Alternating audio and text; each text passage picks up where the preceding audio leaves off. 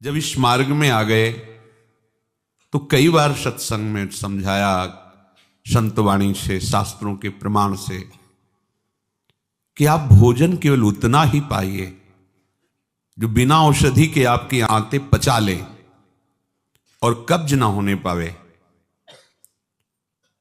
यदि आप रसेंद्री के स्वाद के वशीभूत होकर के प्रसाद खूब ग्रहण कर लिए, वातों की सामर्थ्य नहीं है, क्योंकि आप क्रियारत नहीं हैं। अब अभी आपको 8-10 घंटे बराबर क्रिया करनी हो तो पच जाएगा गरिष्ठ पदार्थ, पर आपको क्रिया तो करना नहीं है। ऐसी रसेंद्री के स्वाद के वशीभूत होकर अधिक प्रसाद पालेंगे तो आपसे दिनचर्या नहीं होगी, उदास रहेगा मन। कब्ज होने पर भजन में रुचि नहीं रहती, कब्ज होने पर प्रमाद स्थिति रहती है। इसलिए साधक किसी औषधि से कब्ज निवारण का उपाय नहीं है, ये बहुत सावधानी की जरूरत है। ये बिल्कुल सहज सरल बात आपको बता रहे हैं। यदि कब्ज रहित होना है तो प्रातः काल उठ करके सबसे पहले भगवद स्मरण, गुरुदेव को प्रणाम, वृंदावन को प्रणाम, संतों का स्मरण, फिर पानी को गर्म कीजिए। आधा लीटर, पौन लीटर, 1 लीटर, 1.25 लीटर, जितनी तुम्हारी पीने की सामर्थ्य है। रुचि नहीं कह रहे, पी सकते हो। ऐसा गर्म नहीं, चाय जैसा, हल्का गर्म करके और वज्रासन में बैठ करके आराम आराम से पीजिए। 15 मिनट वज्रासन में बैठकर धीरे धीरे पीजिए। थोड़ा टहलिए उस पानी पीने के बाद, फिर सो जाइए। आप अगर 1-2 दिन की बात हो तो आप कि चलो हमें वहां लघु शंका जाना पड़ेगा, पानी नहीं पीते हैं, तो आप बीमार हो जाएंगे। आंतों को जरूरत है मल रहित होने की। नहीं, वो इतनी हीट पैदा करेंगे कि आपके गुदाद्वार में रोग हो जाएगा, आपको गैस बनने लगेगी, एसिडिटी, आपको कई परेशानियां आ जाएंगी। फिर आप भजन क्या करेंगे, सत्संग क्या सुनेंगे? साधु की, उपासक की, साधक की एक दिनचर्या होती है। ऐसा नहीं होता कि मनमानी आचरण। आपकी दिनचर्या सही नहीं तो आपका भजन कहां से सही होगा? आपका जब पेट साफ रहेगा तो आप आराम से प्रसन्न मुद्रा में भजन कर सकते हैं। आपकी आंतों की सामर्थ्य ये समोसा, चटनी और ये मूंग का हलवा, ये विविध प्रकार के पदार्थ पचाने की नहीं है। ये उनकी है जो बहुत मेहनत करते हैं, किसान हैं, सेवा कार्यरत हैं। आपको तो बस मूंग की दाल या घिया की सब्जी और 2 रोटी प्राण पोषण के लिए चाहिए। प्रसाद पाने के बाद आपको लगे कि मैं अभी 2 रोटी पा सकता हूं, इतने में बंद कर दो, क्योंकि हमें पानी भी इसमें डालना है, वायु के लिए भी खाली रखना है, पूरा यहां से नहीं ठांस लेना है। इसके बाद तुम घूमो वैद्यों के पास कि कब्ज है, पेट में गर्मी है, धातु रोग हो गया है। ये सब लक्षण तुम्हारी प्रमाद स्थिति के हैं। मनमानी आचरण। भागवतिक सत्संग के साथ साथ आपकी शारीरिक दिनचर्या के भी सत्संग हुए हैं। ऐसा नहीं कि ऐसी बात पहली बार बता रहे हैं। कब्ज रहेगा तो स्वाभाविक वीर्यपात हो जाएगा। आप गलती के आचरण करेंगे तो नस नाड़ियां इतनी शिथिल हो जाएंगी कि बिना किसी प्रयास के वीर्यपात हो जाएगा। नाना प्रकार की मन की जो वृत्तियां हैं उनको रोकने के लिए पहले हमें थोड़ा शरीर को स्वस्थ रखना है। स्वस्थ रखने का मतलब चर्बी बढ़ाना नहीं है। हल्का भोजन, साधक हो आप, प्रभु के भोग में सब कुछ बन रहा है, वो पा रहे हैं, उनकी महिमा है। हम इतना ले लेते हैं, प्रसाद भी हो गया, अपना जीवन यापन करते हुए भजन कर रहे हैं। कम भोजन, बिल्कुल कम नहीं, पर कम भोजन ये हमारी आध्यात्मिक शक्ति को बढ़ाता है। अधिक भोजन, सात्विक हो तो भी तमोगुण बन जाता है। दूध सात्विक है, आप थोड़ा लेंगे सतोगुण प्रकट करेगा, और आप अधिक मात्रा में ले लेंगे, वही सतोगुण बढ़ाने वाला तमोगुण बढ़ा देगा, प्रमाद स्थिति ला देगा। पेट साफ नहीं हुआ और डालते चले जा रहे हो तो क्या होगा? आंतों में वो जलन, ताप ऐसा पैदा होगा कि प्लास्टिक की तरह कड़ा हो जाएगा मल, और वही आपके फिर गुदाद्वार रोग और भी कई तरह के रोग, आप समझते नहीं। अरे भजन करने के लिए हमें जो अध्यात्म में चलना है, हमारी ये शरीर रूपी गाड़ी स्वस्थ होनी चाहिए। प्रारब्ध वशात अचानक कोई भयानक रोग आता है, वो हमें प्रभु सामर्थ्य देते हैं, नाम भगवान सामर्थ्य देते हैं, हम जिनका जप कर रहे हैं। लेकिन हम प्रमाद स्थिति में, तुम इनको पदार्थों को अच्छा समझते हो क्या? प्राण पोषण के लिए केवल जरूरत है, और ऐसा मत समझे कि अच्छे पदार्थ खा रहे, काहे को तुम मन के चक्कर में फंस रहे हो। संयम से चलो, पेट नहीं साफ हुआ, भोजन नहीं पाना मत। खीरा ले लिया, मूली ले ली, काम चला ले, एक बार दोपहर में पा ले 2 खीरा 2 मूली, बस शांत, प्राण पोषण के लिए हो गया, अपने आप साफ हो जाएगा। सुबह जब पानी पियोगे एकदम साफ हो जाएगा। नहीं, भजन कहाँ है? कहाँ है वो वृत्ति जिससे हमें श्यामा श्याम के सुख वाला बनना है? बस यही दुख में घूमते रहो, फिर शाम के बना, दोपहर के बना, सुबह बना, फिर भी तृप्ति नहीं होगी। मान लो मेरी बात, ये माया की चाल है। साधु अपने शरीर पर शासन करता है, इंद्रियों पर शासन करता है। शरीर को जितनी आवश्यकता बस उतना कठोर बनो, इस बात के लिए, अपने लिए कठोर बनो, दूसरे की पवाने के लिए नहीं। दूसरा तो भगवत स्वरूप मान, अपने लिए। हर साधक अपने लिए शासन रखे। पहले से देख लो, एक दिन पा के देख लो, मेरा 4 रोटी से काम चल जाएगा, बाल भोग की जरूरत नहीं। मत पाओ। जब आपका पेट साफ नहीं तो बाल भोग रुकेगा नहीं, राजभोग रुकेगा नहीं, क्योंकि बर्बाद ना हो जाए ना, वो शयन भोग रुकेगा नहीं। और वो फूलता चला जा रहा है, क्रम से मल की परत पे परत जमती चली जा रही। आप इनको समझिए।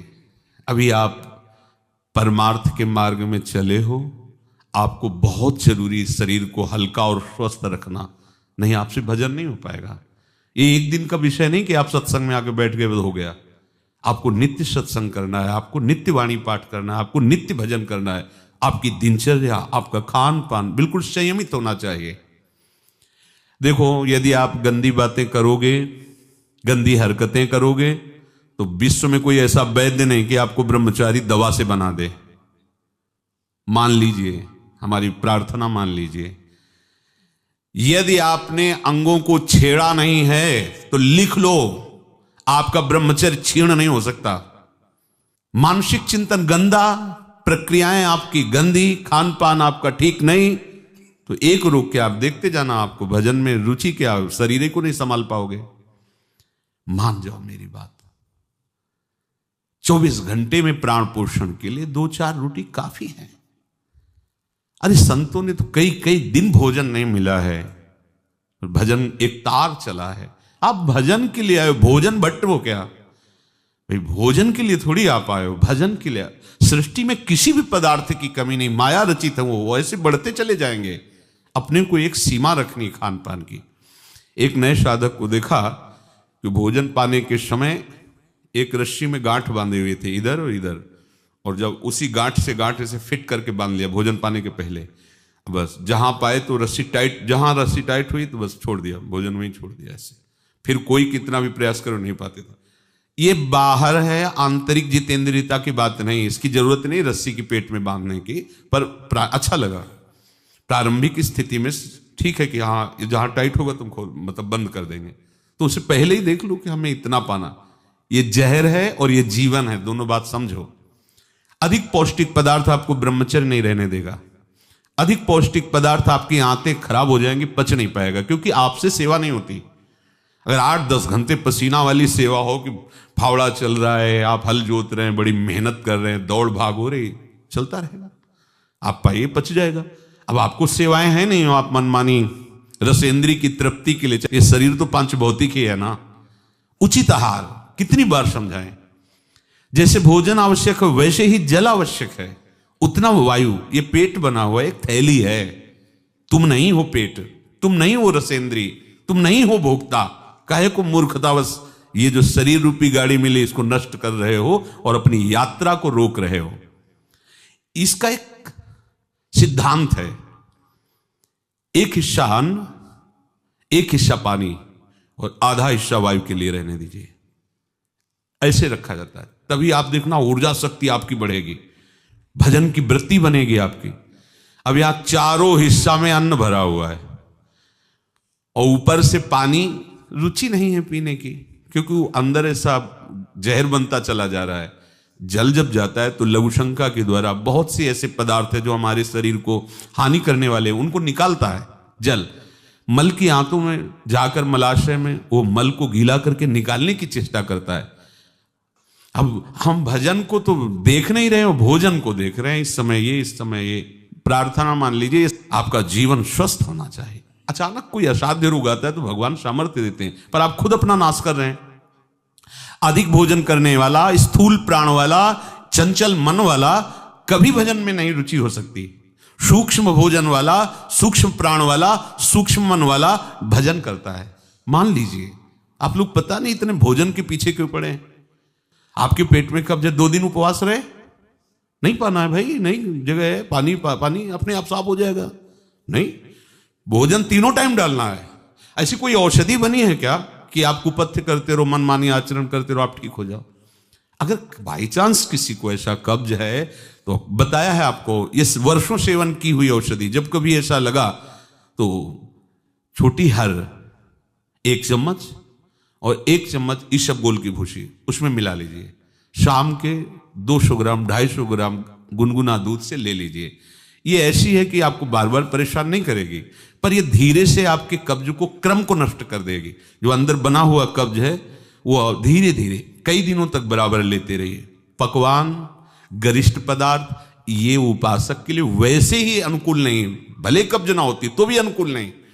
आप मूंग का हलवा पाएंगे, आप बादाम पिस्ता पड़े हुए पदार्थ पाएंगे, आप भजन करेंगे। कैसे, मतलब क्या केवल रसेंद्री की तृप्ति ही हमारा उद्देश्य है क्या? कैसे तुम्हें ये बात अच्छी लगती है कि हमें पदार्थ भरपेट पाने? अरे हमें भरपेट भजन करना है। अब वो तो देखने को नहीं मिलती वो बात जो पुराने साधकों में एक जलन होती है, एक ताप होता है भगवत प्राप्ति के लिए। हर समय भजन के लिए व्याकुल रहता है, उपाय करता रहता है, नई नई युक्तियां सोचता है भजन के लिए। और हम नई नई युक्तियां सोचते हैं भोजन के लिए। आज ये कब तक खाते रहोगे? शरीर को कब तक पोषित करते रहोगे? मरेगा, नष्ट होगा। जिस काम के लिए है वो काम बना लो। ये तुम्हारा शरीर नहीं है, तुम शरीर नहीं हो, ये नष्ट होगा। मान लीजिए आप यदि गलत क्रिया नहीं कर रहे हैं और आपका पेट साफ है तो विश्वास मानो, ये ब्रह्मचर्य वो चीज नहीं कि स्वाभाविक नष्ट होती जाए।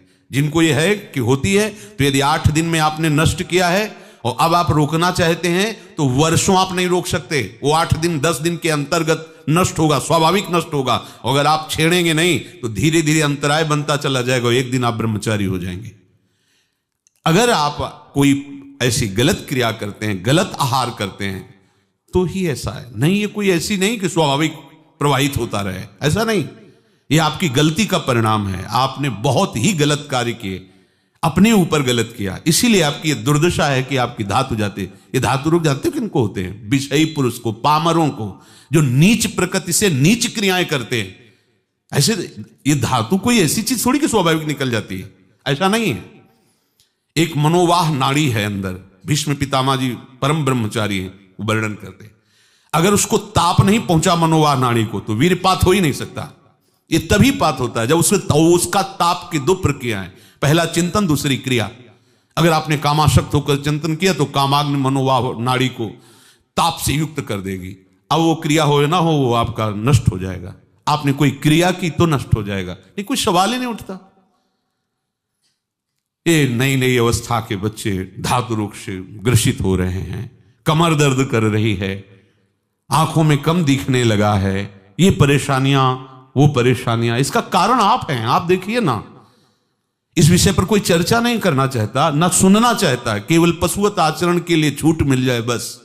सावधान रहिए, ये जीवन खिलवाड़ नहीं, चाहे आप गृहस्थ हो चाहे विरक्त हो। ये जो ब्रह्मचर्य है ये आपको अच्छा गृहस्थ बनाएगा, ये ब्रह्मचर्य आपको अच्छा उपासक बनाएगा। अगर आप इसको यूं ही छीण करते रहे, चाहे गृहस्थ हो या विरक्त हो, तो आप किसी काम के नहीं रह जाएंगे। ध्यान रखना, किसी काम के नहीं रहे। कुछ दिनों के बाद आपके शरीर में जगह जगह पीड़ाएं होने लगेंगी, चिंतन आपका सामर्थ्यशाली नहीं रह जाएगा, स्मृति शक्ति आपकी लोप होने लगेगी, और जिसे आज की भाषा में डिप्रेशन कहते हैं उसके शिकार हो जाओगे। देख लेना, आप देख लेना, मान लेना। ब्रह्मचर्य ऐसी सामर्थ्यशाली, एक बार श्लोक बोलो कंठस्थ हो जाएगा। अगर शरीर स्वस्थ है, कोई अन्य औषधियां या अन्य इस तरह के विकारात्मक पदार्थ अंदर नहीं जाते, और ब्रह्मचारी तो एक बार पूरी बात बोल लो, चाहे जब सुन लेना, वो जीवन में सुनाई दे देगी। आपको स्मृति नहीं, प्रभु की स्मृति नहीं, आपको अपनी दिनचर्या की स्मृति नहीं। साधक का दर्शन मात्र सुख प्रदान करता है।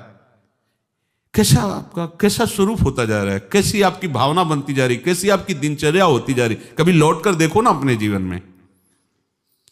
सबसे प्रार्थना है, केवल प्राण पोषण के लिए ही भोजन है, स्वाद के लिए नहीं है। ये इंद्रियों के विषयों में मत फंसो। कुछ दिन तो आप ऐसा करके देखो। अब ऐसा भी नहीं कि हट करके आप शरीर को नष्ट करने वाला चेष्टा शुरू कर दो, भाई आधी रोटी पाएंगे या ऐसा नहीं, तो कई दिन चलेगा। युक्ताहार विहार से उचित भोजन करो। कई बार कहा है, शरीर को यदि कमजोरी महसूस हो रही तो दूध ले लिया, नहीं महसूस हो रही तो हाथ जोड़ दिया। नहीं आवश्यकता नहीं, जब होगी तो ले लेंगे, घर ही तो है ना। आवश्यकता है फल ले लीजिए, नहीं आवश्यकता है नहीं डालेंगे शरीर में। फल क्यों डालें, जरूरत नहीं तो हम क्यों डालें। हम जितनी आवश्यकता उतना भोजन पाया, नहीं तो राधे श्याम और पाइए आप। हमारा एक बार से काम चल जाता है, भोजन से नहीं पाना 3 बार बाल भोग राजभोग, सब क्यों आप इस पे परेशान हो रहे हैं। ऐसी ये दिनचर्या आप लोगों की कोई भी हो ठीक नहीं है। आप भगवदाकार वृत्ति नहीं कर पाएंगे। वृत्तियां तो वही, चाहे शरीर में लगा लो चाहे प्रभु में लगा लो। तो यहां प्रभु कह रहे हैं, योन्ता सुखोन्तरा रामस, जो केवल अपने आराध्य देव के सुख में सुखी रहता है, आराध्य देव के सुख वाला है। और यहां विषयों के सुख वाला हम बनना चाहते हैं और चलते हैं परमार्थ के मार्ग पर। सावधान रहिए, बाह्य विषय दुख योनया हैं। आप देख लीजिए, भगवान के वचन हैं, इनसे दुख ही प्रकट होगा। उचित आहार, बहुत संयम चाहिए साधु को, बहुत संयम चाहिए। चाहे साधु का मतलब हम केवल भेष नहीं ले रहे, साधुता के मार्ग से ले रहे हैं, भगवत प्राप्ति के मार्ग से ले रहे हैं। ये आहार विष भी है और अमृत भी है, दोनों बातें जान लीजिए। क्षुधा रूपी व्याधि की केवल चिकित्सा भोजन से करनी है। ये विलासिता बंद करो अपनी जबान की। बनने को सृष्टि में सब कुछ है, सब कुछ के भोगता हो क्या तुम? ऐसे श्री जी की रसोई में सब कुछ बन रहा है, तुम सबके भोगता हो क्या? प्रसाद में वो देखा जो हमारी आते पचा सकती, थोड़ा डालो, रात दिन भजन में रहो। जो अधिक भोजन करने वाला है वो मानसिक निरंतर नाम जप नहीं कर सकता, पक्का नहीं कर सकता। बातें बनाने से नहीं होती, जब मार्ग में चला जाता है तब पता चलता है। अगर आप अभी सावधान नहीं हुए तो आगे चलकर आपका शरीर और गिरेगा अवस्थागत, और भी रोग आ सकते हैं। फिर आप क्या करेंगे? मन प्रभु में नहीं लगाए तो फिर आप क्या करेंगे? गया ना जीवन। हमें वर्तमान में अपनी साधना का फल देखना है।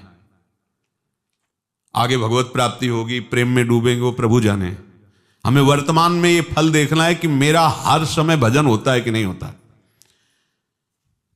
जो उपासक केवल भगवत सुख में मगन रहता है, हमारा सबसे बड़ा साधन का फल है स्मृति। निरंतर हमारा चिंतन, चेष्टाएं, मनन, कथन, श्रवण मेरे प्रभु का ही होता है कि नहीं। प्रमाद स्थिति वाला कर सकता है।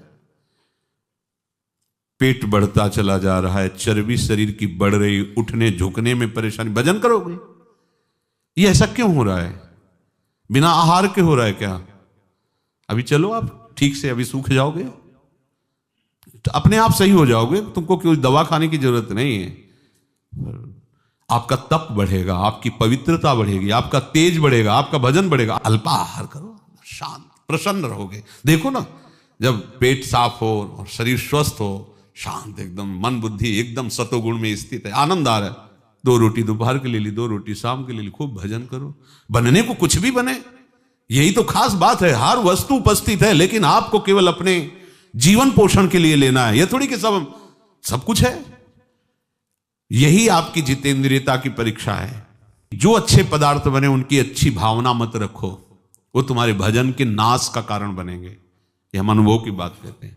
थोड़ा ले लिया, कभी बाई चांस वाली बात अलग है। थोड़ा गुलाब जामुन बट रहे, 1 रख, मन कह रहा 20, 1 रख दीजिए, बस। पहली बार कह दिया, अब दोबारा हमसे मत पूछना। कोई पदार्थ थोड़ा रख लिया। आप ये बात को समझो, ये प्रवचन में कहने की बातें नहीं, पर इसलिए समझा रहे कि जैसे घर के सदस्यों को तो ऐसे हम आपको बता रहे, घर के सदस्य जैसे, ये बहुत आवश्यक है। ये भोजन जहर भी है, अमृत भी है, दोनों बातें समझ लो। ये आपका जो समय बर्बाद हो रहा है ना, नींद, प्रमाद स्थिति, निरंतर भगवदाकार वृत्ति न रहना, ये सब इसका मूल कारण आपका आहार है। कई कई दिन भोजन नहीं मिलता साधुओं को, ऐसा तो नहीं कि ऐसे कहीं डाउन मिले, ऐसा नहीं होता।